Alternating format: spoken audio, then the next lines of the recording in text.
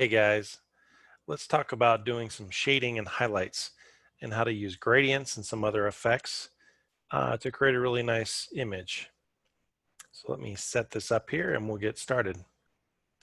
So if you look at this illustration, this is a basic vector rendering of what you might think of as a chrome ball or a highly polished sphere. And obviously it's vector art, and you can see that it has typical cartoon or vector styling, but it uses a couple of different effects, a couple of different techniques to create kind of a smooth appearance. And I want to walk through those steps in that process so you can see how you can combine a variety of techniques to make something that looks polished or reflective like that. It's also important to notice some of the elements of reflective objects and how they react to their environment and what the best way to illustrate them is. So in this case, what you've got is, let's say, a metallic or glass ball. It kind of looks like a marble. And if you ever observe these things in reality, what you see is that the surface is so highly polished that everything around it reflects across the surface. Usually that's represented by kind of a blue top, a darker ground, because what you see actually is a reflection of the sky and the ground, and then some specular highlights. There's also a little sliver here of highlight, and then a little bit of reflected light, and kind of a nice deep rich core shadow along the side. All right, so let's see how we build this up together. First thing we're going to do is create the interior coloring. So that's the blue sky, the ground, and kind of the dark band along the surface of that distorted surface. So we're going to do that by creating a couple of rectangles. So first thing we're going to do is draw a rectangle for the top, and let me change the color here. So I'll pick like a light blue, and then another rectangle for the bottom, and we're going to give that kind of a brown color. All right. Next thing I'm going to do is go ahead and draw a line. So I'm going to pick the line tool. I'm going to draw a line in the middle of the shape, and I'm going to adjust the stroke, make it a fairly thick stroke, and I'm actually going to change the color profile, not the color profile, but the line profile for the stroke. So I'm going to click on the line profile. If you don't see that, expand the stroke palette, look for the profiles, and I'm going to give it kind of a tapered line edge. All right, so now I have the elements that will go inside the sphere that I'm going to draw. Oh, one more thing I need to do is I need to grab these pieces, these separate pieces, and I need to group them. All right, and I just used Command G. You could also right click or control click and use group. And so I've got that. Next thing I'm going to do is I'm going to wrap these pieces inside a container, a circle. So that way I don't have to worry about cropping or cutting or any of that. I'm actually going to use a clipping mask to contain these pieces inside it. So I'm going to switch to the ellipse tool, and I'm going to go ahead and I'm going to draw an ellipse. I'm going to let go first. Here's a little trick. If you hold Option or Alt, Shift, and you draw a sphere or a circle, you actually draw that shape from its center. So if I want to create a circle that fits right inside the shape I already drew, that's what I can do. I can hold Option or Alt, hold Shift, and drag out my cursor and create that perfect shape from its core, from its center. I'm going to go ahead and give it a bright color so it's really obnoxious and obvious. You can see the shape I've drawn. Before I proceed to the next step, though, I'm going to make a copy and drag it off here to the side because I'm going to use that again later. Okay, so the next thing I'm going to do is now put those pieces I already drew inside the circle. And this is where we use a clipping mask. So what you do is you select those pieces and you go to the object menu and you go to clipping mask. Now clipping mask is again a container that basically holds previously drawn pieces inside another shape and crops. It doesn't actually cut, but it actually hides the edges of the objects that are larger than the container. So when I click clipping mask make, see it wraps those pieces inside and no problem. Those edges weren't cut, they were just hidden. So now those pieces are contained inside that shape. Now if I refer to my original, now I need to add some of the shading, this coarse shadow and gradient. So there's a nice way to do that without a lot of trouble, but it requires an additional circle. So you remember that shape I drew before and I made a copy? Well, I'm going to grab that shape and I'm going to hold the Option key and drag it over and drop it above the shape. What that did was it made a duplicate. Holding Option duplicates. So I've got a duplicate of that original shape. And I'm going to keep doing that because I'm actually going to use that circle again and again. So here what I need to do is I need to add a gradient inside this magenta shape. So I'm going to go over here to my toolbar, my swatches palette, and what I look for is the radial gradient. And on my version of Illustrator, and there is a what's called a super soft black vignette that works really nicely for this. So if you look for that one, if you don't see it, you got to look in your default swatches. But basically, it's a semi-transparent radial gradient. And when it gets applied to a shape, it gets evenly centered inside that shape. I need to reposition it, and then need to do a little bit of a transparency effect on it to make it blend with the shape underneath. So the first thing we're going to do is reposition it. So the shape and the gradient are selected. Now I change to the gradient tool on my toolbar. So this is where I can reposition that gradient. And what I really want is I want to decide that maybe up toward the top right of the circle is where my highlight or bright spot's going to be. And then it's going to get progressively darker as it goes down the side. So what I do is I use my cursor, and all I do is I just tap and click and drag that gradient away from that new insertion point. And I'm not letting go of my mouse. I'm just kind of dragging and kind of positioning it. And I'm trying to get it so that it's covering maybe 2/3 to the side of the sphere. Don't worry about how dark it is right now. We're going to fix that a little bit later too. So thereabouts is what I want. You can adjust these interior sliders if you want, if you need to make any adjustments. Or you can start over and just click and drag again if you have to, if you need to reposition it. And you can use the gradient tool to do that as many times as you need to, so no problem at all.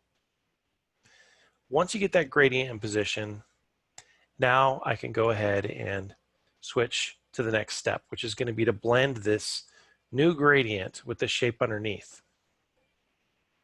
So that's done using the transparency palette. So what I'm going to do, go to the window menu, I'm going to pull up transparency.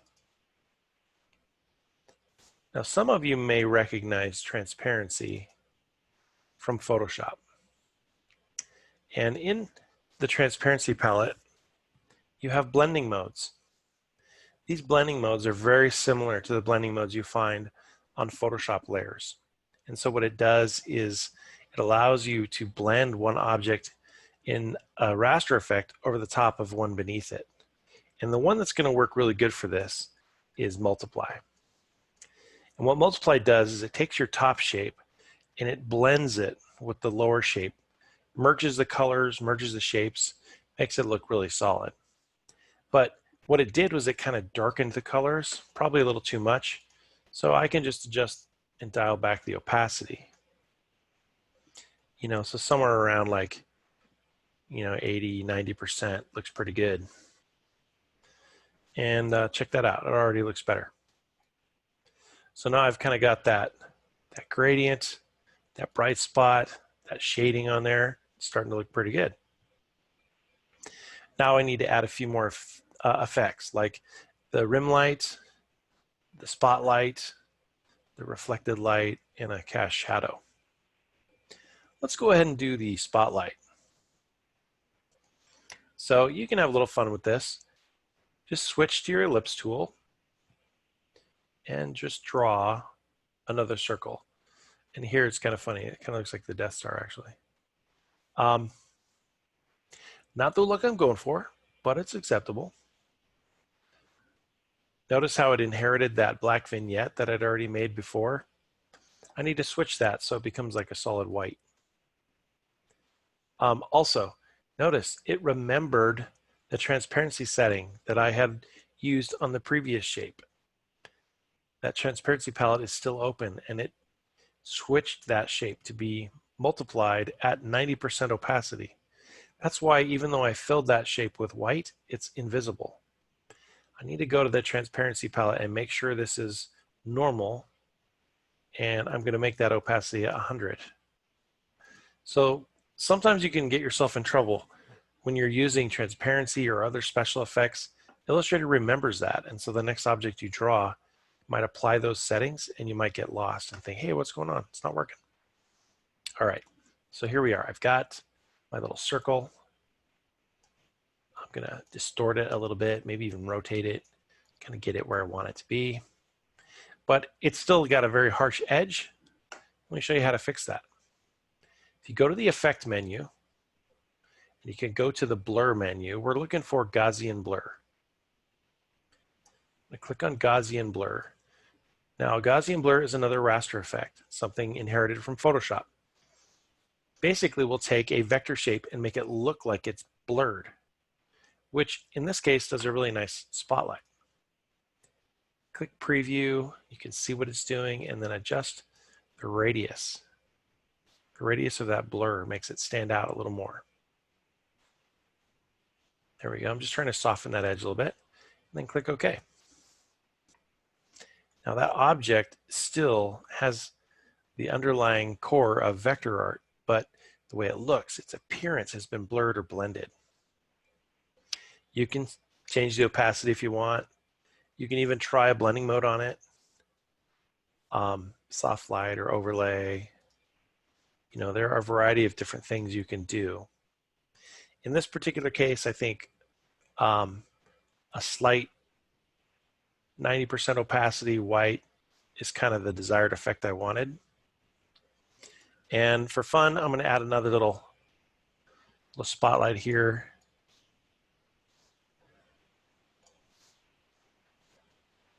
And notice it actually inherited the blur from the previous object. Now, here's something you may need to make as an adjustment. Whenever you apply effects, raster effects, to objects in Illustrator, if you want to edit them, you have to become familiar with the Appearance palette. So I'm going to go to the Window menu. I'm going to select Appearance.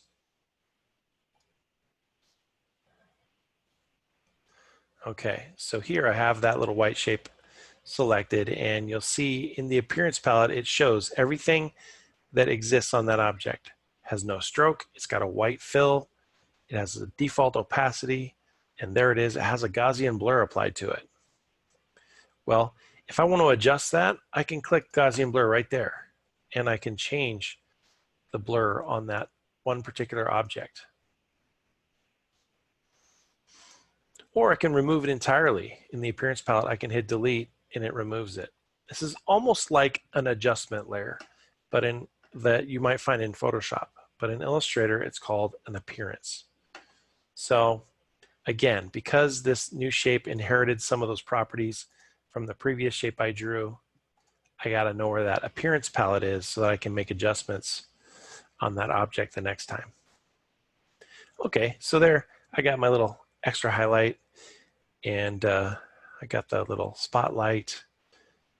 And now it's time to add the rim light and then the reflected light. So here, I'm going to go ahead and use my existing circles to make that. So what I'm going to do, make myself a little room here. I'm going to use this circle again. And I'm going to make some more room here. So before I alter this shape, I'm going to go ahead and make another copy because I'm going to have to do this a couple more times. Go back here to the pink shape. I do want to make sure it doesn't have a stroke, so I'm going to turn off that stroke. And I'm going to leave it kind of brightly colored so you can tell what I'm doing when I do this next step. What I'm really going for is a thin sliver shape along the top edge.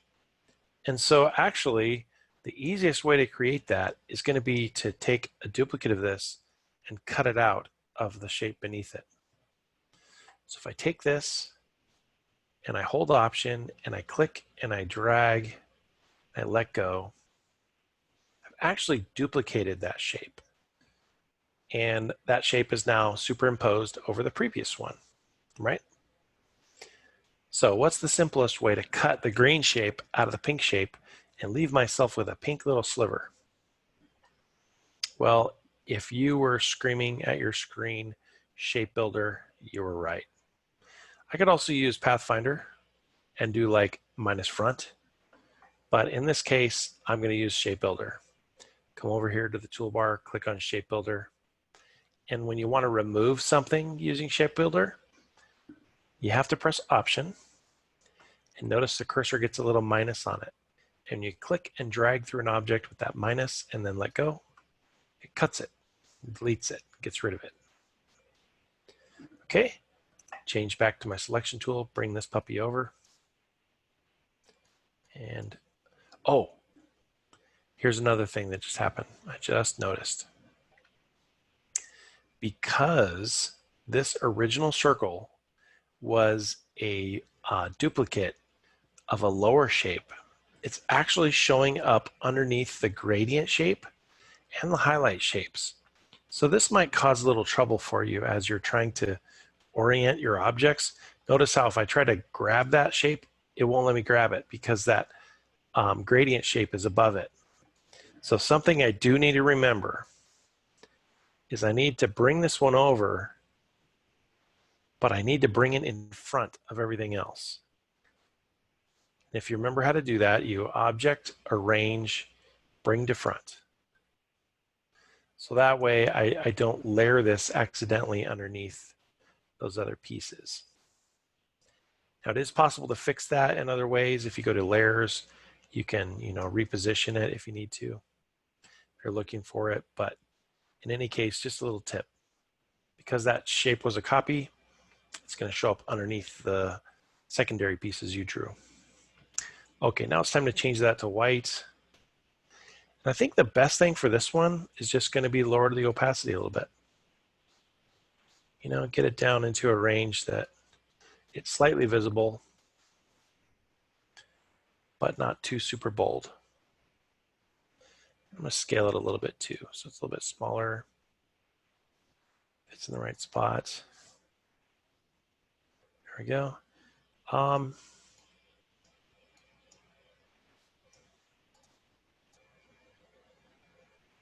50%. Looks pretty good. Pretty good. All right, there we go. Now I need the extra little sliver for the reflected light, and that's what the next circle I made is for. So I'm going to repeat that process. This time around, I'm going to make a duplicate, but I'm going to raise that duplicate so I get the sliver on the other side. Then I'm going to use that Shape Builder tool, hold Option, drag and delete. Good to go. Switch to the Move tool, selection arrow, drag it over.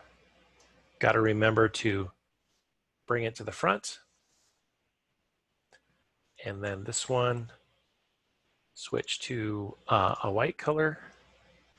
And maybe try a blending mode on this one. Let's see what happens if I try overlay. That's not half bad. Just got to scale it a little bit to line it up. Get it to fit where I want it. Yeah, now we're cooking. Maybe I'll make that other one a little bit brighter. Yeah. Okay, we're almost there. Let's do a cast shadow. What I can do is fill that little cast shadow with black and go to the effect menu and use a Gaussian blur on it. Blur the edge a little bit. Click OK. Isn't it interesting how if the shadow is further away, it looks like the sphere is in the air. But I bring it in close. I got to rest it right in the right spot to get it to look like it's casting a shadow on a surface. And you need to pay attention to lighting in this situation. You know, lighting is going to be coming from the top right, you know, about, I don't know, 2 o'clock. And that's going to be shining down on the surface, which means that the cast shadow is going to extend to the opposite direction, you know, 7 or 8 o'clock. So what you're doing is positioning the shadow over here. Now, if it was over here, it wouldn't be right because that light source conflicts with that position. So that's something to pay attention to when you're observing reality and you're trying to create something that looks realistic, is you got to use a logic in your light source that makes sense. And that's showing up in front of my object. I need to send it behind. So I'm going to go arrange and send to back. Boom. There you have it. Of course, this is not an exact copy of that original, but it's pretty close. It looks pretty good. So hopefully seeing that, you can unlock how you might add some lighting and shadow in a realistic, not real or photographic, but realistic way that makes your objects look like they have a light source and they have logical shading and highlights. It just requires some layering of objects, and especially using the transparency palette, using those blending modes, and then maybe even using a blur or two. And don't forget at the beginning, we use the clipping path. All right. So hope that helps you guys. Give it a try. See you next time.